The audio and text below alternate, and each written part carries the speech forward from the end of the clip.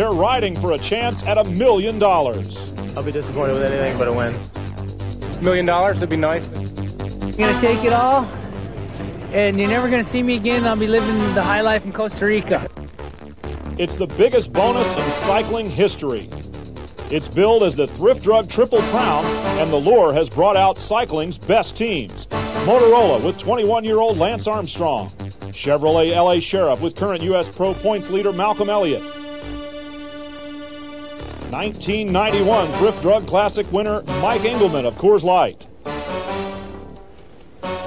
And current USPRO champion Bart Bowen of Subaru Montgomery.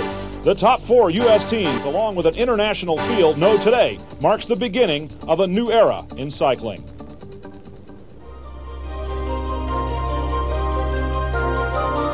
It's all part of the Tour of America series, races that challenge the best the sport has to offer.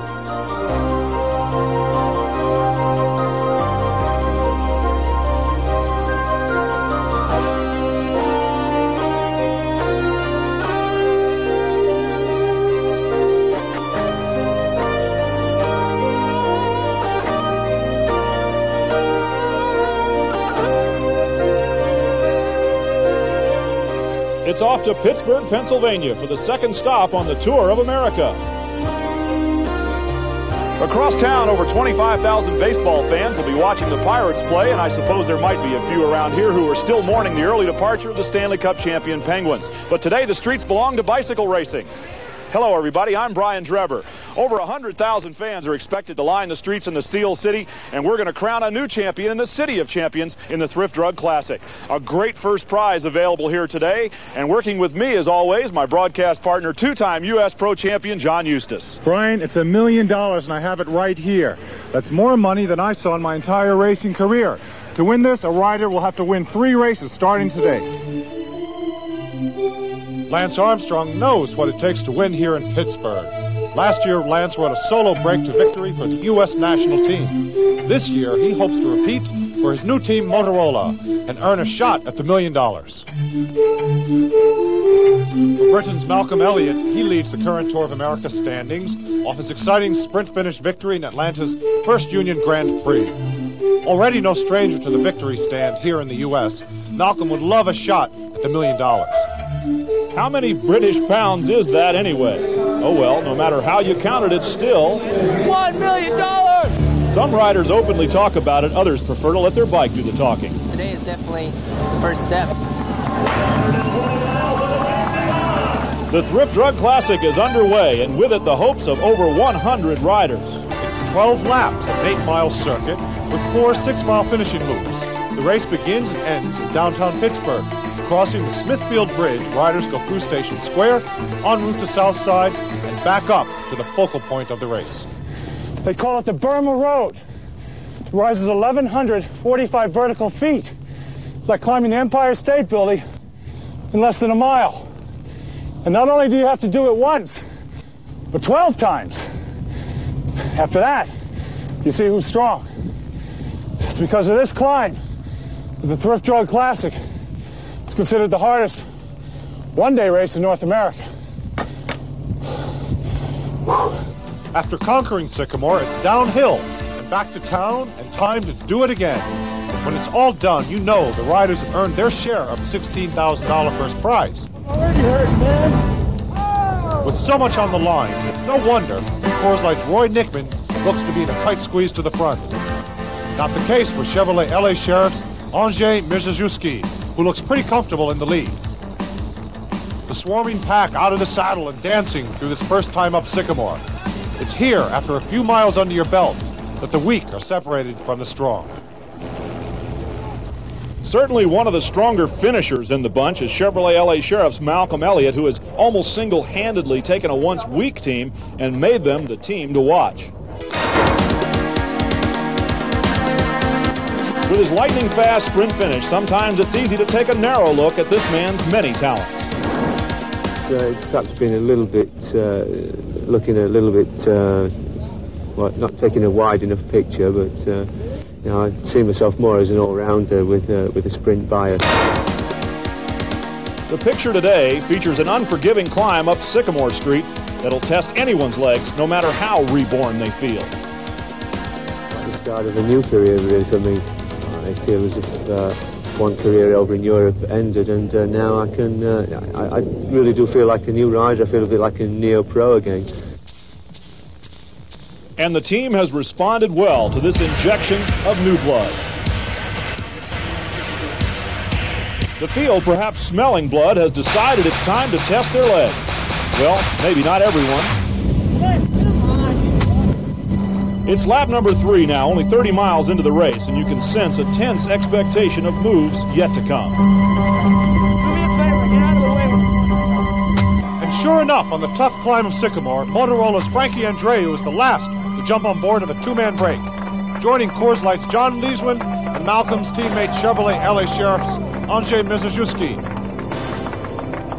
The pack moves on, undaunted by this attack. There's plenty of race ahead. Andrzej Mierzejewski, nicknamed Tank by his teammates, is no stranger to success. Last year, as an independent, he defied the odds and finished second at the CoreStates USPRO Cycling Championships. The perfect complement to the high-octane Malcolm Elliott, Andrzej is there as a tank in reserve if Malcolm's motor fails. While back in the pack, Mr. All-American Lance Armstrong is on the move. Perhaps he can sense the danger of waiting too long with Motorola down to just 3 riders. Teammates Thomas Bai and Greg Moens, after a long trip from Europe, have already called it a day. And so has Coors Light's David Mann. Lance Armstrong seems to be the man and has seized the opportunity to bridge the gap, enlisting the help of U.S. national team member Marty Jemison. These two are on a quest to catch the leaders.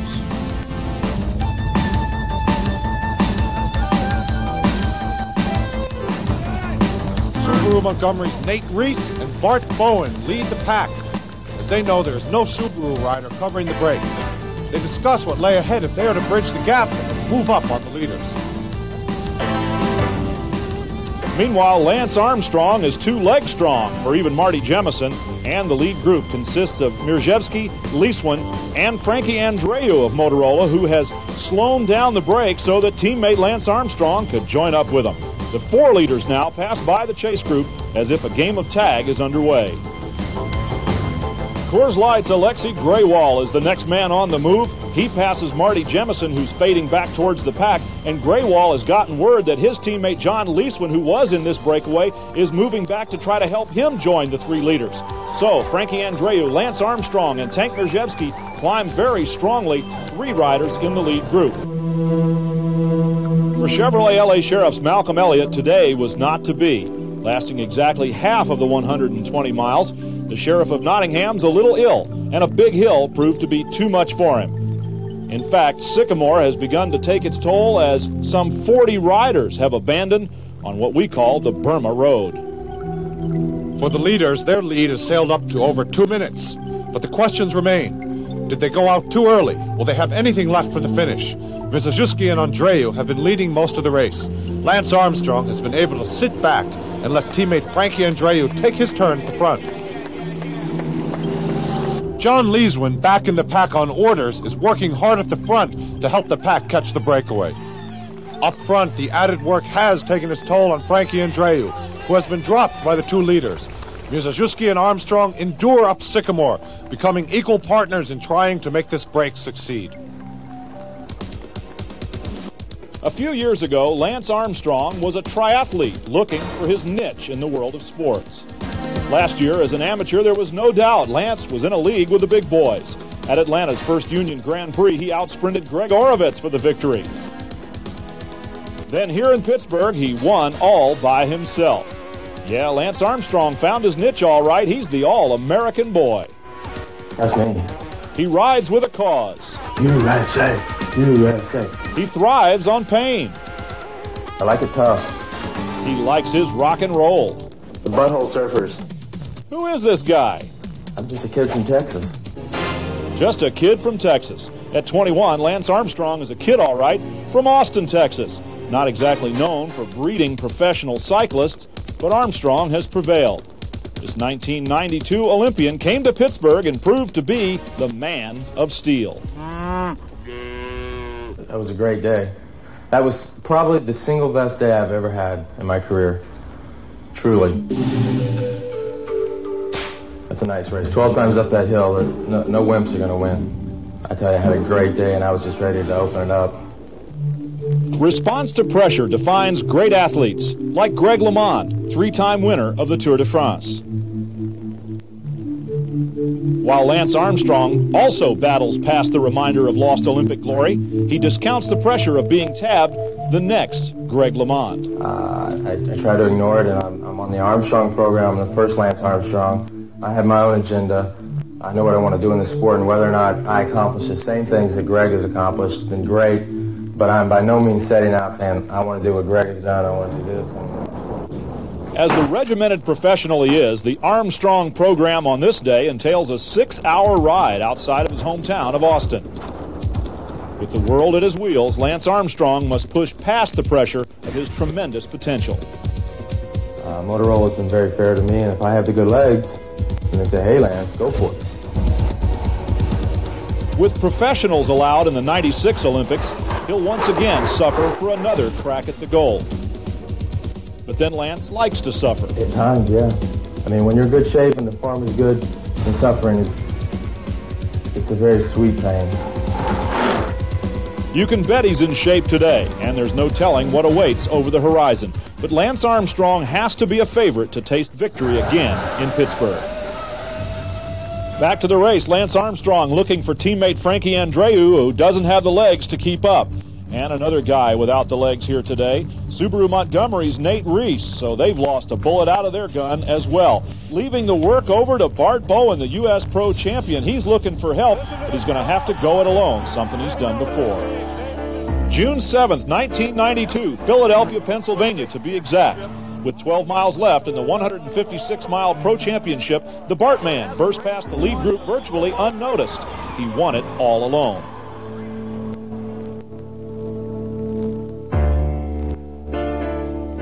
Bart Bowen is used to riding alone. Training near his hometown of Ruidoso, New Mexico, Bowen has tested some grueling terrain, but little comes close to the hill here in Pittsburgh they call the Burma Road. The chances of an unnoticed escape are slim indeed. Pittsburgh, it's pretty, it's hard to hide in the field, let's say. You know, that hill kind of brings out who's going good and who's not right away. So I like that race a lot. I think it suits my style, and I'd like to get that one under my belt. With a U.S. Pro Championship under his belt, Bowen knows pain. He has endured the kind of agony it takes to win and wear the red, white, and blue jersey of CoreStates. He'll push today to bring another win home to the land of enchantment. Back here in Pittsburgh, there's nothing enchanting about the Sycamore Street Hill, and a sense of urgency is felt by Bart Bowen and the rest of the field as they know there are two strong leaders ahead. Up front, Frankie Andreu has successfully rejoined the leaders on the descent, not using much energy here, but the question is, has he expended too much on the climb? Coors Light is leading the chase. The lead increased to over 230. Andreu can no longer keep pace and has dropped again. Lance Armstrong signals for his team car to get instructions. Should he go it alone with Mirzajuski? For Anže, the course is clear. He's Sheriff's only chance with Malcolm Elliott out of the race. Back with the chasers, Bart Bowen is joined by Coors Light's Mike Engelman, and these men know that their team has been unwise, unfortunate, or perhaps unlucky in not making what could be the crucial breakaway. Mike Engelman might have been born under a bad sign. Back home in Boulder, 5:58.5. Wait a minute. Well, anyway, Engelman's hoping his luck will change and age won't get the best of Coors Light. You know, I was talking to Scott Moniger about the teams getting older just the other day, and he was thinking, geez, man, one of these years just everybody's going to quit on me. I'm going to be the only guy left. And Scott's 27, so it's not like we're totally youth. At 35 and 33, respectively, Engelman and his Boulder buddy Davis Finney are hoping for a couple more kind years. My kind of year last year was one of those years that it's kind of like something to feed on for the next year. The last couple months came around, but it was just one health problem after another early on. Engelman started cycling as an alternative to running, which took its toll on his knees. Acupuncture is one way Mike strives to stretch out his cycling career. Both he and Davis Finney will soon ride off to wherever old cyclists go, and they'll pass on the reins to a new generation of silver bullets.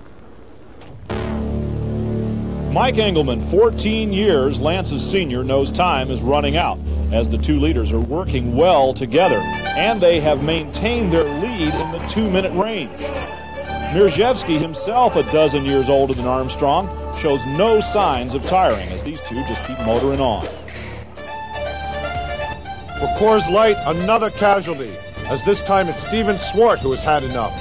For Coors, it's Scott Moninger, who picks up the chase in hopes of catching the two leaders. Encouraged by the crowd that has been building all day, the two leaders climb Sycamore for the last time and know the finish is downhill from here. But with 30 miles left, Ron Kiefel, who rode with Motorola and Lance Armstrong just last year, knows his role for his new team, Coors, is to pick up the chase. My role with Motorola was to be getting in the early breakaways or setting up the finish or, take care of things at the end. I had the opportunity, if it came down to it, I could try to win the race, but 9 times out of 10, I was working for the team. Here, I have definitely more latitude. Ron Kiefel has taken that latitude and won with it. This year marks the reunion of a number of former 7-Eleven riders now riding for Coors Light. Kiefel's European experience is sure to help him land atop many more podiums to come. I've been through all these situations, so I know what to expect, and so I'm just going to try to play my hand, play it cool, and then be there right at the end and go for it. Trying to play it just right, Ron Kiefel knows there's still plenty of time in this race if the chase can start working smoothly together. For many a race has been won in the finishing loops when the leaders tire and the pack picks up momentum. That could be especially true on this course. Lance Armstrong knows that only too well. In Atlanta, he led for most of the race, only to be swallowed up by the pack in the final 2 miles. The chase, perhaps sensing the time is running out, starts to get some activity as the Italians make their presence felt.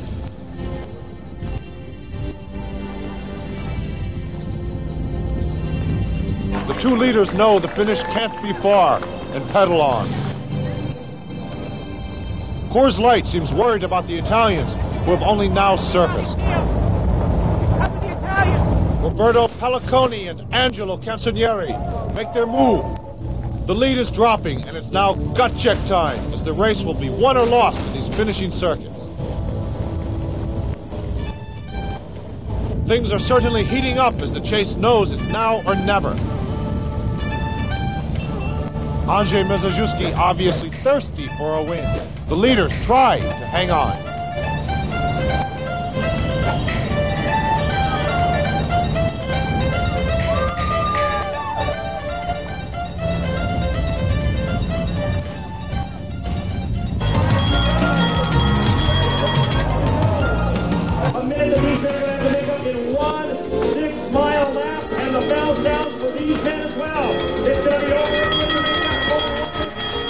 The move that began on lap number 2 by Mierzejewski, joined 2 laps later by Lance Armstrong, is now looking like it was the move. It's now obvious to the field the winner will come from one of these two. The only thing left to fight for is third place, and Ron Kiefel gets the jump. He's followed by Italian Roberto Pelliconi. And now it's the cat and mouse game, where each rider tries to outweight his opponent and get a good jump to the finish. They appear to have enough time to do this and not be overtaken by Kiefel and Pelliconi coming up from behind. Mierzejewski jumps first. Lance Armstrong is on his wheel in the draft going into the win. It's neck and neck, and Lance Armstrong trying and waiting patiently to make the move that he hopes will win. The powerful Andrzej Mierzejewski is fighting for the finish line, but Armstrong gets there first by a wheel width and throws his arms in the air to win his second consecutive Thrift Drug Classic and the first leg of the $1 million Triple Crown. 2 in a row, they said it couldn't be done, but Lance Armstrong does things that a lot of people say can't be done. His partner, Andrzej Mierzejewski, will share in the thrill of this victory. In the race for third, it's Coors Light's Ron Kiefel who gets the jump on Italy's Roberto Pelliconi. Kiefel cruises in for a fine third-place finish. Hard battles have been fought all day. Lance Armstrong accepts the congratulations of the pro champion. Mirzhevsky the same from Kiefel. Tell you, I did not feel good today. That was probably the toughest day of my career for sure.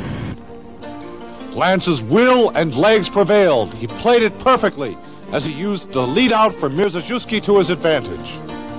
After leading the race for more than 100 miles, Andrzej Mirzhevsky was just edged out at the finish.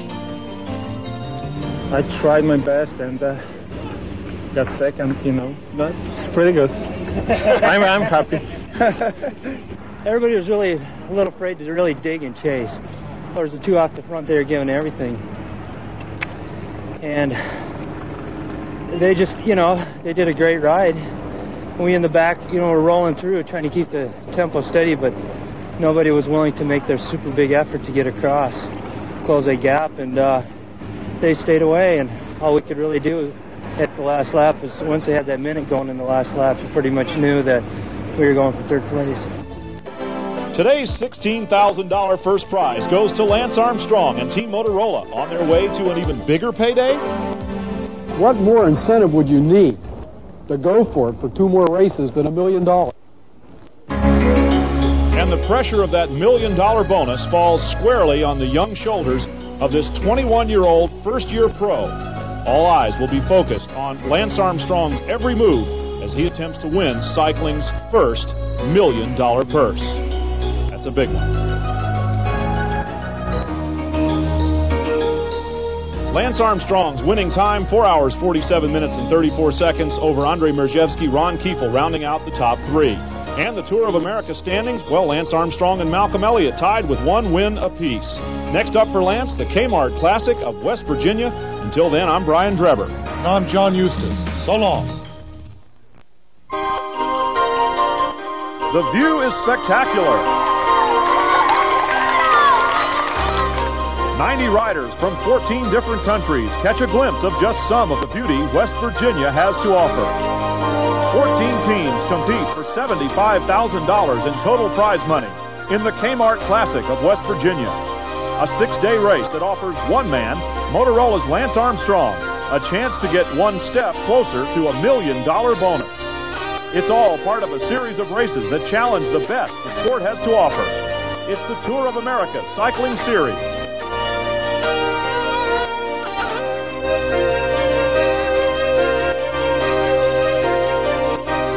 It began in Atlanta, then Pittsburgh, and now it's West Virginia's turn to play host to these athletes.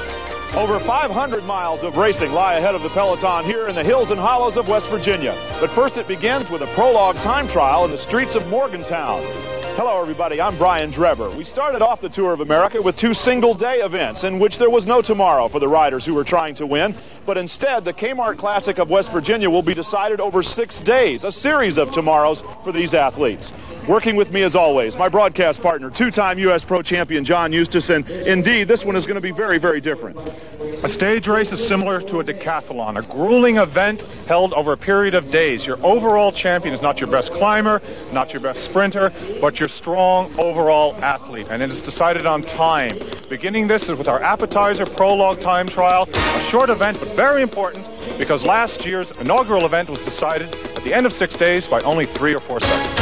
For a prologue, riders prepare by warming up on stationary rollers and clear their air passages by inhaling eucalyptus oil. Technology also plays a role as each rider tries to gain whatever advantage they can. Chevrolet LA Sheriff Steve Haig using a special aerodynamic bike, one of only 9 of its type in the world. Defending West Virginia champ Coors Light Scott Moninger in a skin suit for less wind resistance. The prologue time trial is used to establish a ranking of the riders before the longer races begin. And right now, all eyes are focused on former triathlete 21-year-old Texan Lance Armstrong, who must be considered the overall race favorite.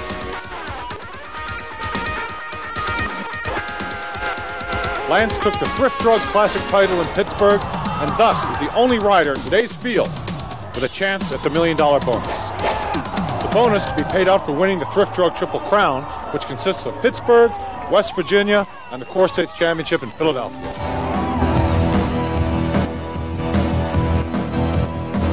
Standing in Lance's way are the powerful legs of superstar sprinter Chevrolet LA Sheriff's Malcolm Elliott, who is currently tied with Lance in the Tour of America standings off his impressive victory in Atlanta's First Union Grand Prix. Considering a great chance to do all sorts of incredible things in cycling, please welcome Lance Armstrong! Lance, who as the favorite, is riding last in today's prologue. He must beat Steve Haig's time of 2:49.80. Haig's teammate Malcolm Elliott is currently third. It's an all-out test of one's limits and beyond. No strategy, just go as fast as you can for as long as you can. There's a long ways to go. I want us to do well. I mean, I think it sets the stage and lets everybody know that we're here and we're serious, but bike racing's all crapshoot. Our race leader, Lance Armstrong! Well, so far, Lance has rolled the dice and come up a winner. Steve Haig gets second, and Lance's teammate Frankie Andreu third. Lance has certainly established from the start that he is the man to beat. But with 5 full days of racing still ahead, it's a long way from over. Day 2 features the Elkins Mountain Road Race, 100 miles and 4 tough climbs throughout the Canaan Valley. Then it's further south, the 140-mile Elkins to White Sulphur Springs Road Race, and a climb up to 3,478-foot Cheat Mountain. West to Beckley for the 90-mile Beckley New River Gorge Road Race and a scenic view over the New River Gorge Bridge. Day 5 features 18 4-mile circuits in the Huntington Circuit Race. And it all finishes at the state capitol for the Charleston Circuit Race. I think it's Team Motorola against the whole race. Nobody wants to see Lance and Team Motorola win $1 million, so it's going to be tough for us. Like I've said all along, it's next to impossible. These screaming kids do, but rest assured the field won't go quietly.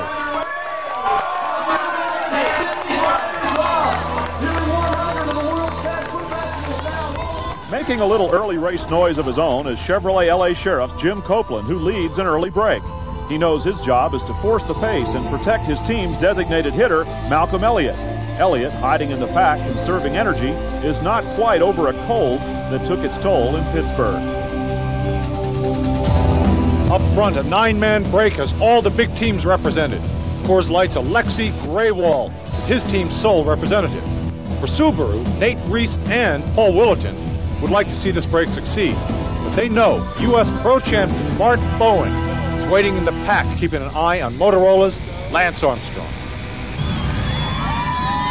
With the encouragement of some school kids, the leaders have increased their lead to over 2 minutes. But if history has taught them one thing, it's that there is still plenty of race ahead, and that this race is far from over. In the pack, Motorola is doing everything it can to protect race leader Lance Armstrong. Their lesson plan has been simple. Don't make Lance work too early, and save him for the tough climbs through the Canaan Valley. His lead is only a few seconds, and he hopes today brings him a little more breathing room.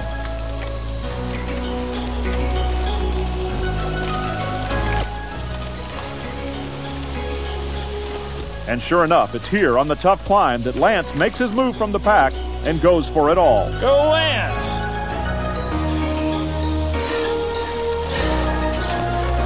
Up with the leaders, word has reached Andy Bishop that Lance is trying to bridge the gap. His job now shifts to try to disrupt the break and slow it down. Back with the chase, Lance isn't the only rider to make his move as Coors Light's Mike Engelman shows his climbing ability.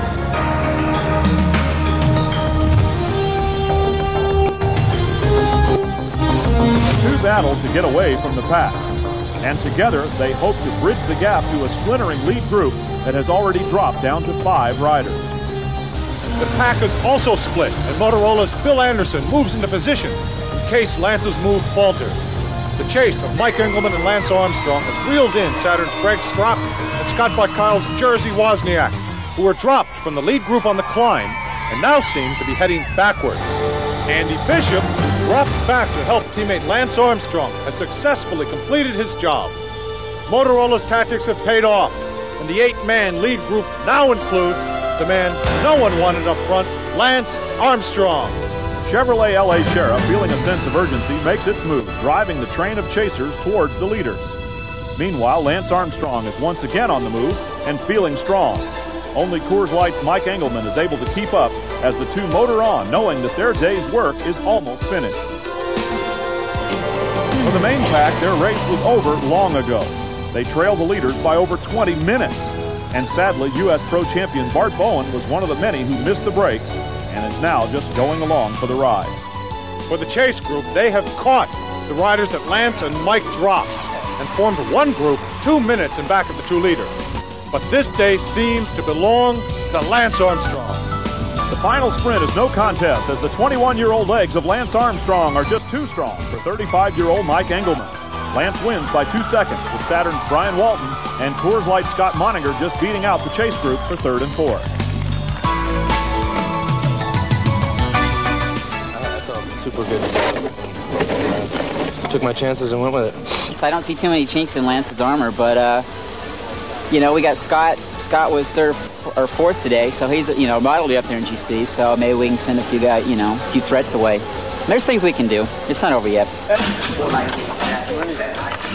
Winning the prologue in stage 1, Lance Armstrong enters day 3 with a 14-second lead over Coors Light's Mike Engelman, who still is looking for the number of the truck that hit him in yesterday's sprint. Try number 23. It's a long day today, and there's still 4 days to go. Anybody, really, there's 20 guys within 2 minutes, so plenty of opportunity for them to win. Yeah, as long as she can get a little grading, it looks like it's pretty up and down, so it could kind of really wear on people. I mean, the field got pretty shattered yesterday. It could really happen today and really kind of separate the teams up.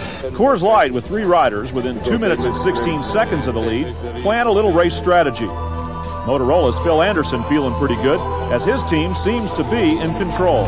It's only stage 2, and the race has already come down to just 20 riders, as the rest of the field trails Lance by over 25 minutes. And while Lance and Team Motorola must be feeling pretty good about themselves, they know there are still many obstacles in their path. And maybe the most dangerous is Chevrolet LA Sheriff's Malcolm Elliott, who trails by only 2:15. With just over 100 miles completed, there are still over 400 miles of racing ahead.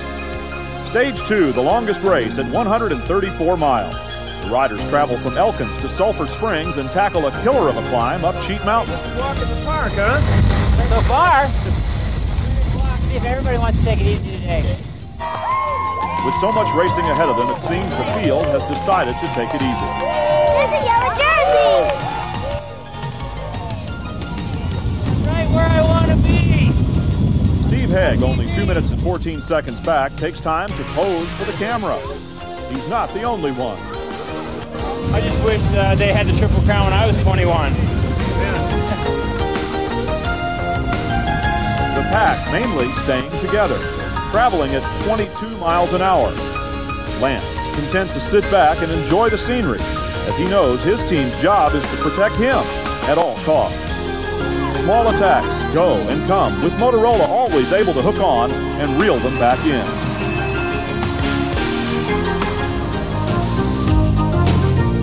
Temperatures in the 80s forecast a hot day for the riders, most of whom were tired from the previous day's race.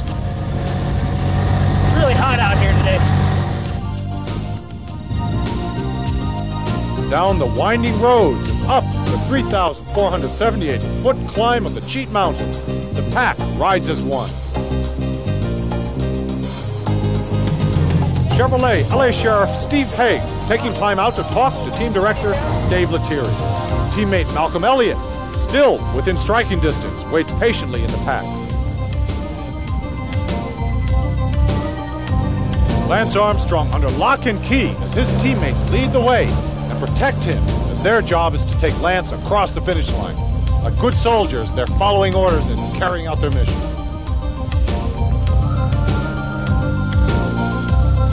Coors Light's Mike Engelman knows there's not much that can be done and waits for a Motorola mistake.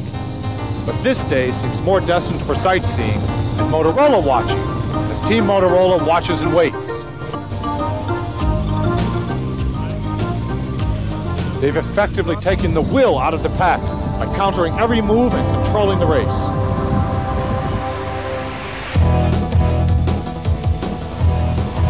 I got the horse shot. Broadcast. Through the tough terrain of the West Virginia countryside, The exhausted field seems to only have the energy to fight for the Kmart sprint points and the Subaru Power Peak.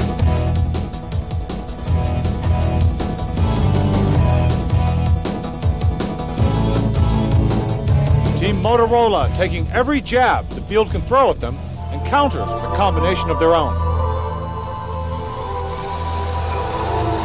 Each move pulled back by Motorola, who is letting no one out of the tight grip that they have on the field.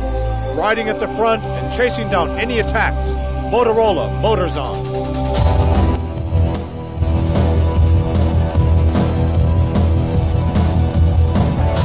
The pack remains intact going into the final sprint for the finish, where it's who else but super sprinter Malcolm Elliott taking it in a photo finish. Here is the sprint. The windup. It looks like Latvia in the front, being challenged by...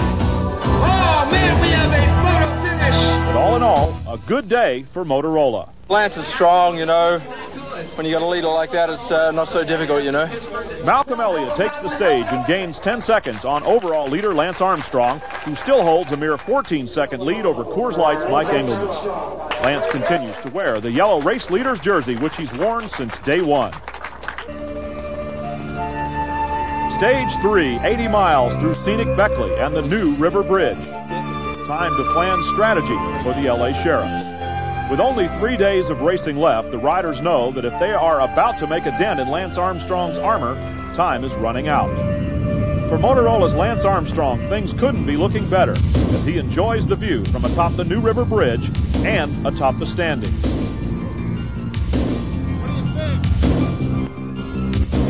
Today's stage is picking up where yesterday's left off as all 6 Motorola riders lead the way and control the pace. It seems that behind every turn waits a Motorola rider doing his job, working for overall leader Lance Armstrong. Motorola seems unworried about Russian amateur Alexei Baikov. He's been in front all day, but at over 26 minutes down in the standings, he's considered no threat for the yellow jersey. Lance, nevertheless, still fresh from a day of inactivity, makes a push at Byakov.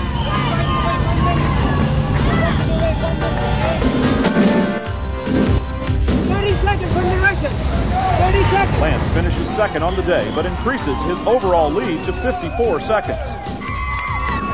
Teammate Andy Bishop retains his Power Peak lead, as does Scott McKinley in the sprint competition. End of the day, time for a cold one. For the bikes, that is. Time to make sure the equipment sparkles and is waiting and ready for the next day's events.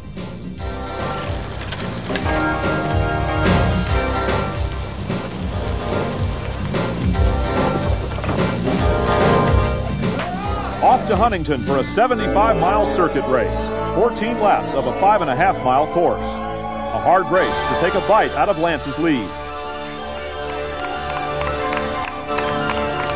A good chance for everyone to get a good look at the man everyone has been talking about.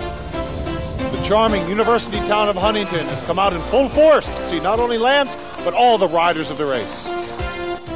Roberto Gaggioli still searching for that elusive win, but the fans have eyes for one man.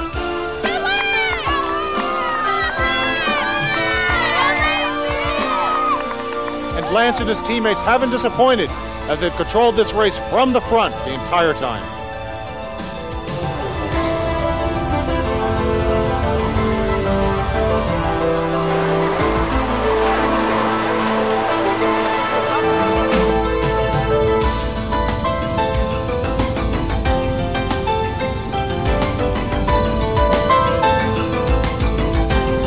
In the pack, who else but Team Motorola leads the way for Lance Armstrong. The race seems to have settled into Motorola's pace, and while up front there are still moves being made, the field seems content to remain together at a comfortable pace.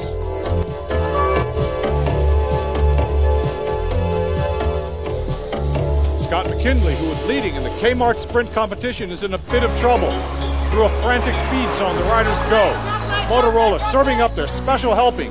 Even Lance Armstrong starting to feel the victory within his grasp.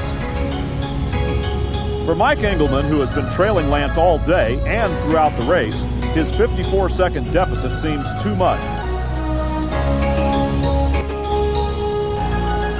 Thomas Craven goes for Chevrolet LA Sheriff with under 2 laps to go.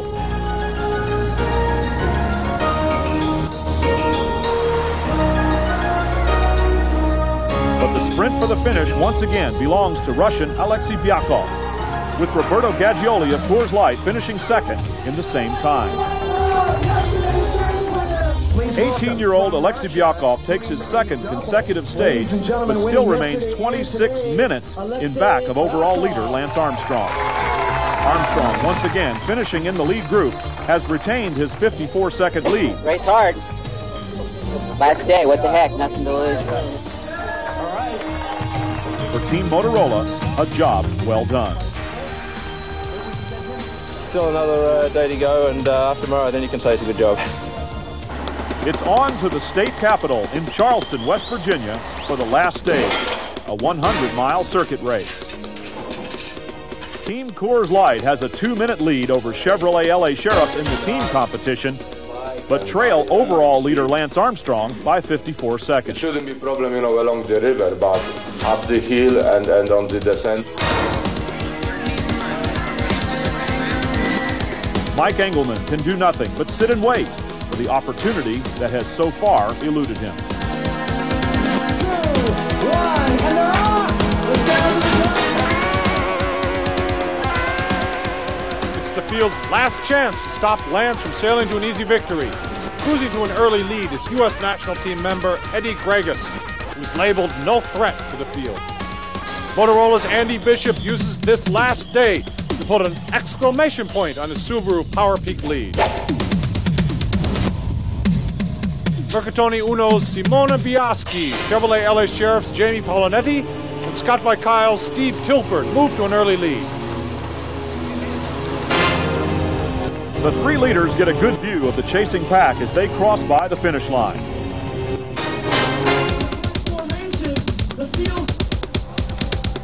Lance takes time out to refuel for the finish. His objective is not to do anything to jeopardize his overall lead.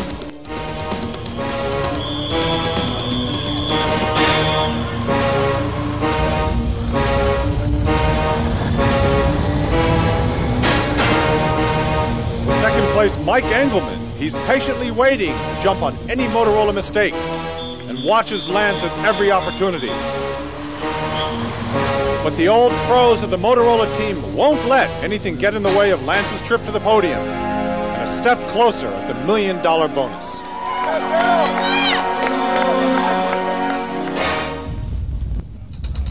If Team Motorola can just hold on, all of their hard work for the past 5 days will pay off and put this man into the winner's seat.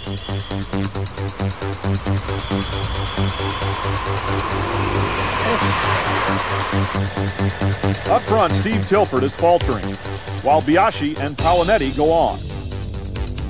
The two know it is their battle for the stage win. Meanwhile, Steve Tilford continues his journey backwards. Up front, Biaschi easily outsprints Paulinetti to take the victory. Back in the pack, an exhausted but well-protected Lance Armstrong knows it's only a matter of moments till the overall victory is his. LA Sheriff's Malcolm Elliott sprints for third place and collects the bonus points that ensure his spot on the podium. But the day belongs to this man. Hey, mate. Easy cruising, huh? For Mike Engelman, a second-place overall finish and a Coors Light victory in the team standings. For Chevrolet LA Sheriff, a third overall and second-place team finish. All in all, a great 6 days of racing. We think this bicycle race will be a great world event. We're excited about the huge increase in crowds this year, and it's a great race, and we're really proud of what's going on. Final standings in the Kmart Sprint Spots has Coors Light Scott McKinley the winner. Motorola's Andy Bishop takes the Subaru Power Peak, but the man of the week and the only man with a chance to win the Thrift Drug Triple Crown and the $1 million bonus, Lance Armstrong. It'll be tough. I think CoreStates is a hard race to win, but regardless of the $1 million prize, it's been a race that I've wanted to win all year long, and now with that staring me in the face, it's an even bigger race. So as youngsters dream of future glory and a hero named Lance Armstrong, it's time to say so long. Next stop on the Tour of America, the CoreStates Championship, and for Lance, a real shot at $1 million. For John Eustice, I'm Brian Drebber. So long, everybody. His name is Lance Armstrong, and today, if his legs feel strong, this 21-year-old Texan can become cycling's first $1 million baby. He's going for his third consecutive victory with only today's CoreStates Championship standing in the way of winning the Thrift Drug Triple Crown, which consists of the Thrift Drug Classic in Pittsburgh and the Kmart Classic of West Virginia, his two most recent victories. Look out, Philadelphia. Lance is coming to town.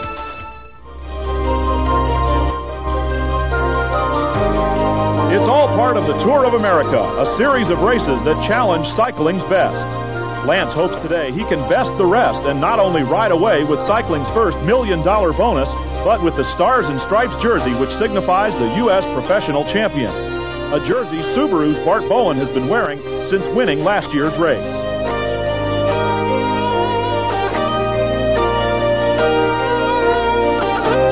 It's the Tour of America Cycling Series. Today's stop, the city of brotherly love, Philadelphia, Pennsylvania, and the CoreStates USPRO Cycling Championship, where all eyes will be focused on Motorola's budding superstar, Lance Armstrong. For Lance, his focus is on more than just the money at stake. No, it's more on my mind is being the national champion. I want to wear the Stars and Stripes for a year. I want to go back to Europe, and I want to I want that flag on my back for a year. And if it comes with, if it's $1 million jersey, then it is. But that's my main priority today. Bart Bowen's main priority is to get back that Stars and Stripes jersey, which he has taken off for the first time since last year. Well, I just want to get this thing going, so I can see how I really feel. You wonder all night, I hope I can be good, hope I can do it again, but you never know until the race starts. So I just want to get going and let Motorola, let's go out there and try and dictate the race and see if I can take another shot at it. Where else would Lance start but as the center of attention in the center of the pack? A field of over 120 professionals battle for the $25,000 first prize, the title of U.S. professional champion, and for Lance and Lance only, $1 million bonus. Through the streets of Philadelphia they go. 10 laps, 156 miles, and over 500,000 spectators await them through a scenic course John Eustice knows only too well. The Parkway. The world first got a glimpse of it in the movie Rocky, and now the CoreStates Championship is making it famous. The race begins and ends here on the Benjamin Franklin Parkway, in between Logan Circle and Aikens Oval. And now it's off to scenic Kelly Drive, overlooking the beautiful Schuylkill River. It's on this wide-open flat stretch between Center City and Manayunk that many attacks are formed. Look for a lot of high-speed action to happen on this section. And now it's on to Manayunk with the infamous Manayunk Wall. It's here that the riders will suffer the most as they climb the 285 vertical feet in less than half a mile. Look for all the strong riders to be in the front here, for the weaker ones just to be hanging on. And for those who make it over the top, there's the fall from the wall as they go back down to Kelly Drive on the way to Strawberry Meadows. Strawberry Meadows, this long grind up from the river, is a real tough spot on the course. Riders who've gotten a lead on the Manayunk Wall will be trying to maintain it here. Those who've been dropped will be desperate to catch back up. As the riders blast through here on the way to Lemon Hill, there won't be much time for sightseeing. And last but not least is Lemon Hill. The short, steep climb at the end of a lap is hard enough to shell out any of the weaker riders. Not only do the riders do it 10 times on the large laps, but it's included in the 3 small finishing circuits at the end. All of this adds up to a 156-mile course that's hard enough to challenge the pros. And it's on the drive where the first moves of the race are underway. As a 13-man breakaway tests their legs before reaching the Manayunk Wall. While so much of cycling is almost poetry in motion, the riders are now in Manayunk, up out of their saddles and attacking the most grueling part of this CoreStates course. They call it the Wall. In a pack they approach, it makes many men quit. What is this? The wall there, I think they call it. Europeans hear tales of the depths some men sunk. Of this wall in a town, what's it called? Manayunk, I couldn't remember what the name of it was. Like a kid and a bitter medicine, riders take the wall like a pill, again and again. You got to get up the damn hill, far into the course, I don't know how many times. 10 times for the bikers who ride the long haul. One usually drops out with good memories of the wall. Last year, Jim Copeland won this race within a race. The king of the wall will set his own pace. Copeland went for the money past others who would die to win $2,500, his piece of the pie. You know, it hasn't been psychologically damaging to me, which I know it is for some people. Oh yeah, it's a mind game, and it feeds on devotion. With varying form, riders win with emotion, and that's what drives everybody. Forget the emotion. It's O'Brien's shower, propelling these riders who run out of power. With faces contorted, they push as hard as they can. From one who has been there, it looks like, oh man! What self-respecting person puts this face on his head? Their legs churn and they burn. You just feel like lead, and you only get heavier as the race progresses. You know what they're thinking. I want one of those beers. The noise is so deafening and it hurts your ears. Some would quit if they could, if it were not for that noise. The wall is the difference. Between the men and the boys. Spectators will help when the hearts really pound, yelling, "Go, you can do it." Just this deafening wall of sound. Propelled by the fans, most will conquer the wall. The rules are simple. There's no rules at all. Well, speaking of rules, this looks like a referee. No, it's our man on the course. Hi, I'm Nelson Vales, and I'm here in the back of the pack. I'll be monitoring what's going on. How you doing, Davis? I'll be monitoring what's going on and also talking to a few of the riders and just watching the race unfold before you. But right now, we're only going 19 miles an hour. On the way out, it was 35 miles an hour. But this is a pretty slow point of the race, and I'm able to talk to you right now. But during lap 4 and 7, a few of the riders are going to come back and talk to me, and we'll watch the race unfold right before your eyes. So stay tuned. I know how this guy would like to see it unfold. This is the first time in a year Bart Bowen has not worn a certain red, white, and blue jersey. He is all that is right in the world of sports. Bart Bowen rides a bike. And on June 7th last year, he rode it better than anyone else. They know what they're seeing. The scene, the CoreStates Pro Cycling Championship. CoreStates Championship. For the first time in its 8 years, it was won alone. Never has the race been won in a solo breaking race.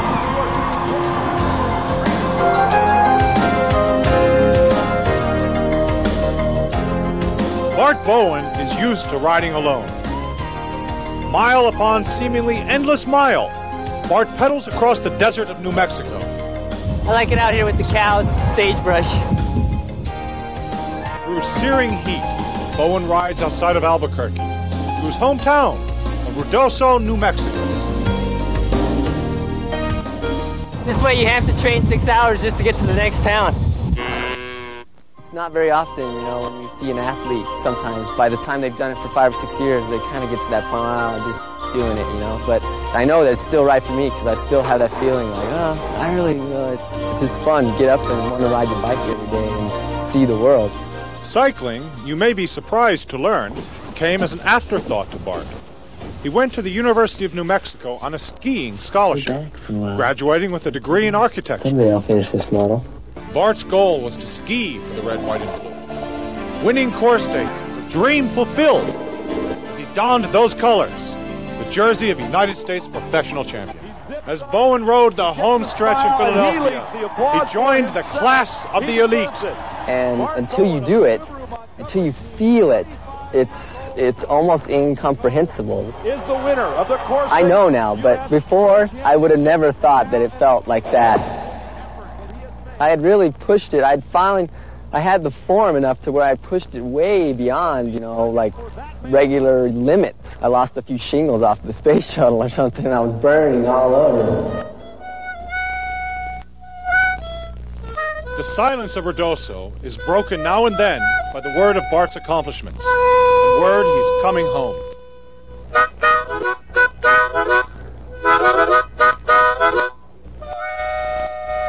You hear when Bart's come home.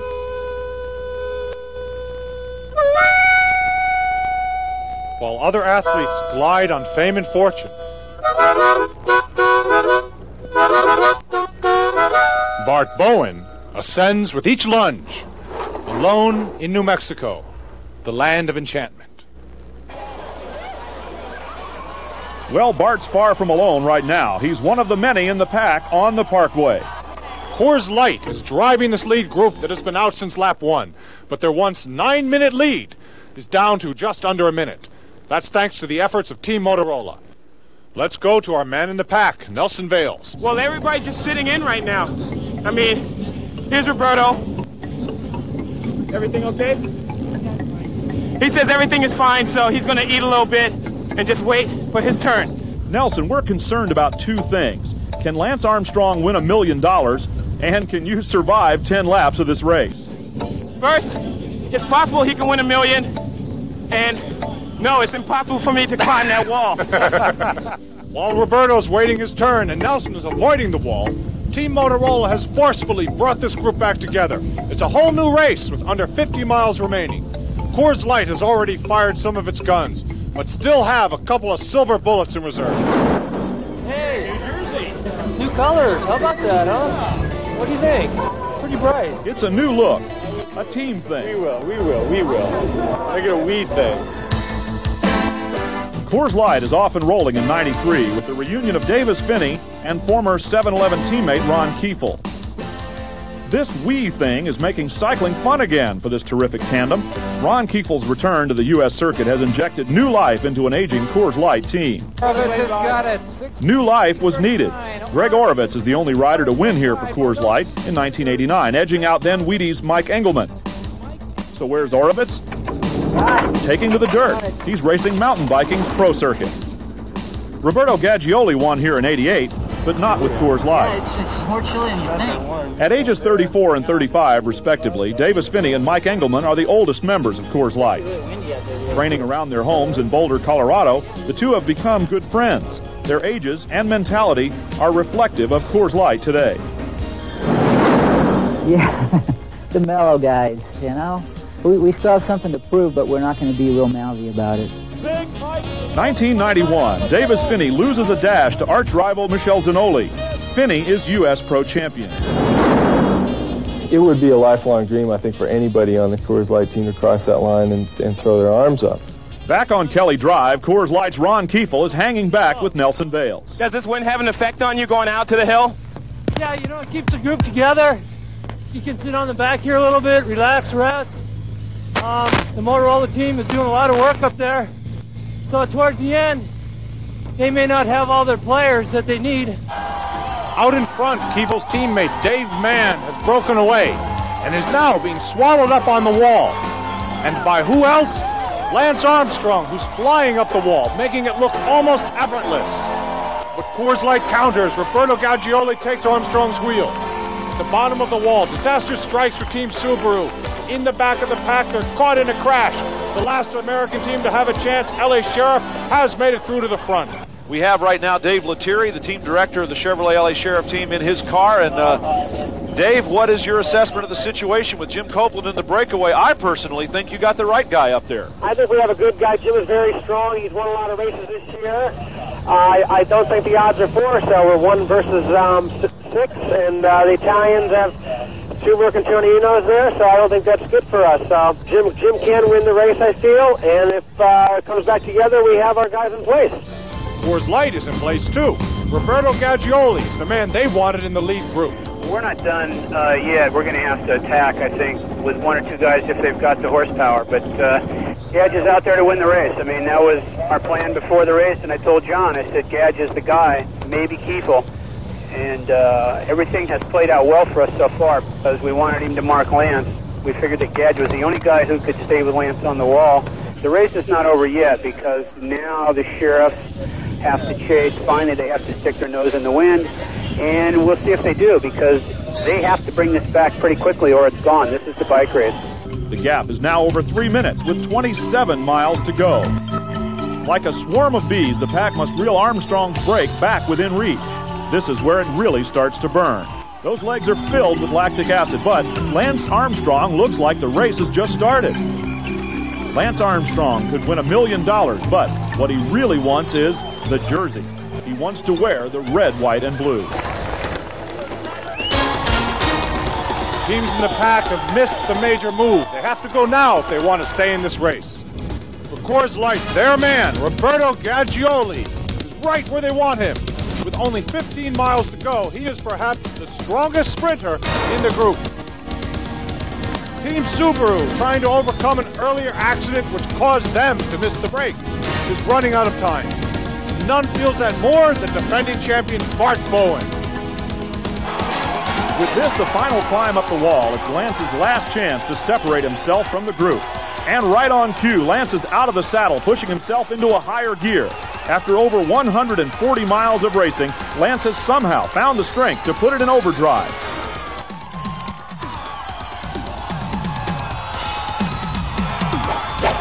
The group can do nothing but watch Lance dance away into the lead, as they, compared to Lance, seem to be standing still. Just 7 miles and 3 short finishing loops stand in the way of Lance and his $1 million pot of gold at the end of the rainbow. Was there ever a shadow of a doubt that Lance Armstrong is the man to beat? Coors Light, looking a little desperate, leads the pack as their man Roberto Gaggioli couldn't stay with Lance and was dropped on the wall. Lance has now increased his lead over this chasing group to over a minute. With a good view of the chasing group, Lance knows there is just 6 miles to victory. Coors Light's Roberto Gaggioli can now only hope to hold on for second place. For Lance Armstrong, first place is all that counts. Looking back is the 5-man chase group who is being swallowed up by the pack. LA Sheriff on the lead with who else but Motorola's Sean Yates tailing him.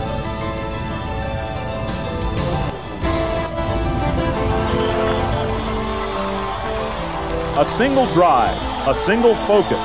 Lance motors on, knowing his teammates are doing everything they can to disrupt the chasing pack and protect his lead.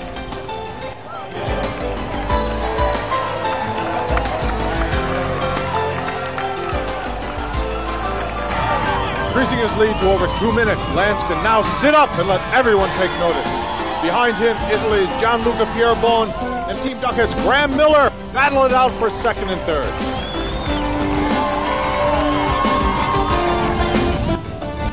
Lance, waving to the pack and thanking his teammates, knows that one more trip up the parkway and victory. The USPRO jersey and the $1 million bonus are his.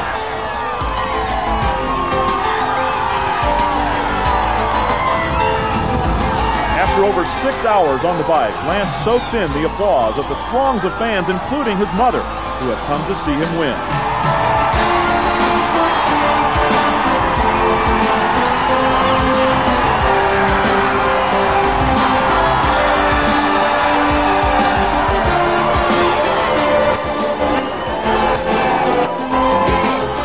True to form, Lance doesn't disappoint them. Cycling's first $1 million man, USPRO champion Lance Armstrong, who knows this victory wasn't achieved alone. You know, we set it up to do it, and he pulled a fantastic ride by Lance, you know. Sean, here comes Lance, the bear on the animal. Sean Yates, Phil Anderson, and the other Motorola riders. A weary look of accomplishment. For Lance, a joyous celebration with his mother. This is definitely the highlight of my career, if not the highlight of my life. I think the team was superb. What they did for me today was the biggest motivation I could have had. I had my family here. I had my friends here. It's a beautiful day. It's a big day for me, but I think it's a bigger day for cycling. To have cycling have $1 million winner, it should do wonders for it. Everybody won today.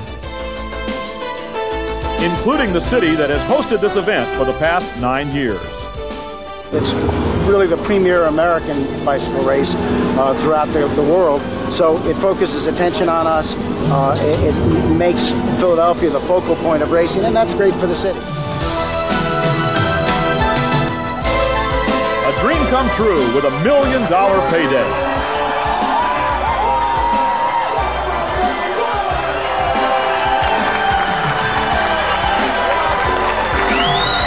And the right to wear the stars and stripes. Second place to Italian Gianluca Pierbon. Third to New Zealand's Graham Miller.